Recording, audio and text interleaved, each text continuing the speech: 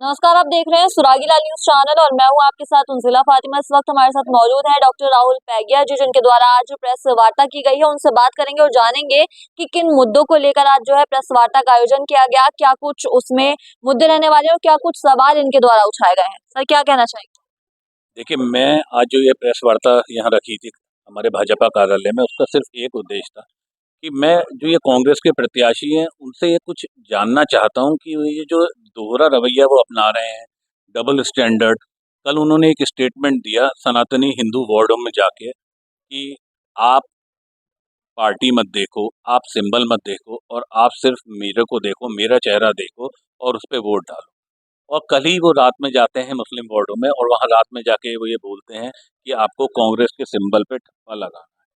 तो ये दिन और रात में जो ये अंतर है, ये जो हिंदुओं को कुछ कह रहे हैं, मुसलमानों को कुछ कह रहे हैं, अपील कर रहे हैं, हिंदू वार्डों में दिन में जाते हैं, मुसलमान वार्डों में रात में जाते हैं।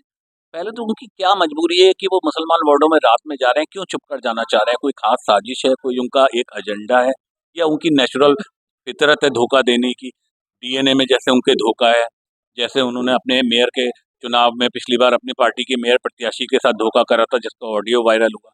फिर उन्होंने एमएलए चुनाव में जो उनके एमएलए के प्रत्याशी थे एनसी बाबा, उनके साथ धोखा किया था और उस धोखे का परिणाम उन्हें इस बार मिला। परिणाम उनको ये मिला कि वो अपना चुनाव कार्यालय खोलना चाहते थे छावनी में, जिसकी उनको परमिशन नहीं दी गई बाबा परिवार की तरफ से। तो उनका ये डबल स्टैंडर्ड क्यों है? भाई साहब के लिए अलग और भाईजान के लिए अलग।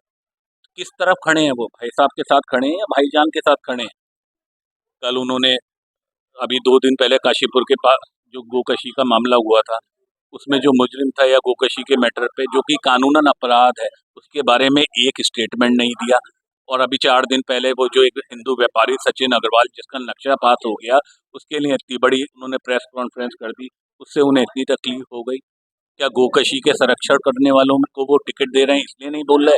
अनीप गुड्डू की वाइफ को जो उन्होंने टिकट दिया है, इसलिए वो बोलना नहीं चाह रहे? दूसरा, उन्होंने कल बोला कि आप मुझे एक मौका दो, मैं काशीपुर का नक्शा बदल दूंगा। अरे, देश की जनता ने कांग्रेस को 70 साल मौके दिए और कांग्रेस ने नक्शा बदला, भारत का नक्शा बदला, और एक नहीं 2 बार बदला। एक बार पाकिस्तान के दबाव में पीओके और एक बार चाइना के दबाव में उन्होंने अक्साई चीन बना के नक्शा बदल दिया। अब वो कौन सा काशीपुर का नक्शा बदलना चाहते हैं? क्या अवैध बांग्लादेशियों को बसाना चाहते हैं? वो काशीपुर में लैंड जिहाद करना चाहते हैं? ये उन्हें जवाब देना पड़ेगा। रात के अंधेरे में जाके क्या वादे करके आ रहे हैं वो मुस्लिम वार्डों में? क्या उनको लाइसेंसी फड़ के आश्वासन देकर आ रहे हैं? पूरे बाजार में क्या ठेले लगवाने का आश्वासन देकर आ रहे हैं? इसका जवाब कौन देगा? इसका जवाब तो उनको ही देना पड़ेगा।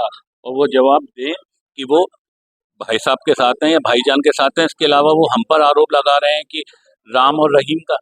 अरे, हमें तो राम से भी प्रेम है और कलाम से भी प्रेम है। हमें नफरत है तो कसाब से। अब ये जवाब उन्हें देना है कांग्रेस प्रत्याशी को कि उन्हें भाई साहब से प्रेम है या भाईजान से प्रेम है। इसका जवाब उनको देना चाहिए। वो धोखा किसको देना चाह रहे हैं? भाई साहब को देना चाह रहे हैं या भाईजान को धोखा देंगे? क्योंकि दोनों के साथ इस तरीके का भेदभाव वाला रवैया जनता सब समझ रही है।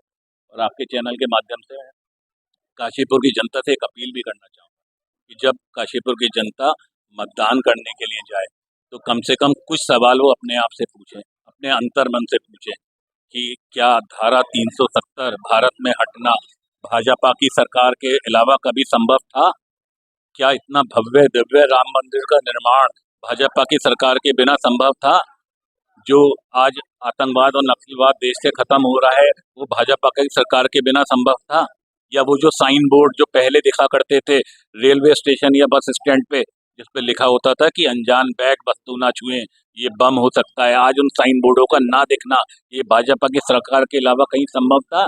या काशीपुर की आप बात करें, वो काशीपुर की बेटी जो ट्यूशन पढ़ने जा रही थी और उसे मुस्लिम समाज के एक व्यक्ति ने उस पर अटैक करा और उस मुस्लिम अपराधी के घर पे बुलडोजर चला, ये भाजपा की सरकार के बिना संभव है?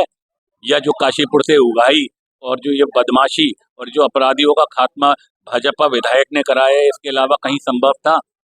कहीं संभव नहीं था। तो कहीं ना कहीं काशीपुर की जनता को ये भी सोचना पड़ेगा कि उन्हें मेयर चुनना है। मेयर चुनना है मात्र उद्घाटन के लिए या मेयर चुनना है विकास के लिए? और अगर विकास के लिए चुनना है तो उन्हें भाजपा के साथ रहना चाहिए, भाजपा को समझ अपने साथ जोड़ना चाहिए, भाजपा को सहयोग करना